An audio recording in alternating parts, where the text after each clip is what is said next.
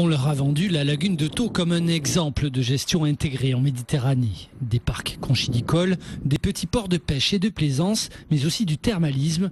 Les 40 congressistes du Forum mondial de l'eau sont venus de Marseille s'en rendre compte par eux-mêmes. Nous sommes venus pour nous inspirer des bonnes solutions et échanger nos expériences. Quant à cette lagune, je suis pressée de voir de mes propres yeux les résultats. Car d'après ce que j'ai compris, cela fait déjà 20 ans que l'on travaille ici pour améliorer la qualité de l'eau du bassin. Le bassin de Thau est assaini depuis une vingtaine d'années, puisqu'il faut quand même savoir qu'il y a 60 ans encore, c'était un bassin industriel avec beaucoup d'entreprises qui traitaient des matières premières, donc c'est plus du tout d'actualité. On avait à Balaruc les Bains une raffinerie de pétrole qui a fermé dans les années 60. En 1990, État et communautés territoriales ont signé le premier contrat de baie pour l'étang de Thau. Depuis, acteurs et politiques n'ont cessé de lutter contre les mécanismes pollueurs du bassin.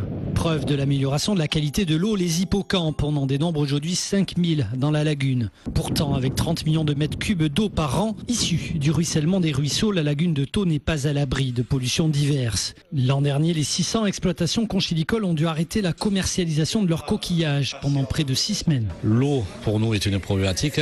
Bien sûr que les huîtres, les coquillages vivent dans de l'eau salée, mais s'il n'y a pas d'apport d'eau douce dans cette eau salée, il n'y a pas de développement de culture. Donc il faut impérativement que l'eau douce nous arrive propre dans la lagune.